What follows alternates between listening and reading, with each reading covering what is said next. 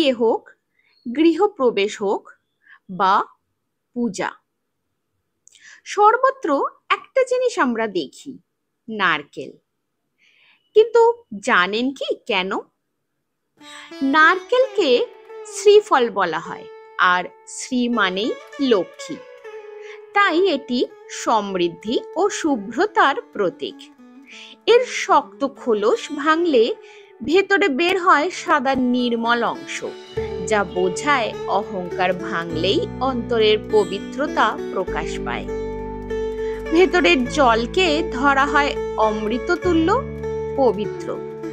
পূজা শেষে প্রসাদ হিসেবে তা দেওয়া হয়। আবার নারকেলের 3 চোখকে ধরা হয় ত্রিমূর্তি, ব্রহ্মা, বিষ্ণু, মহেশ্বরের প্রতীক। শাস্ত্রমতে পূজায় নারকেল উৎসর্গ মানে দেবতার পূর্ণ আশীর্বাদ লাভ। তাহলে পরের বার যখন কোনো অনুষ্ঠান বা কোনো শুভ অনুষ্ঠানে নারকেল দেখবেন, মনে রাখবেন এটা কেবল ফল নয়, বরং সমৃদ্ধি, পবিত্রতা আর ভক্তির প্রতীক।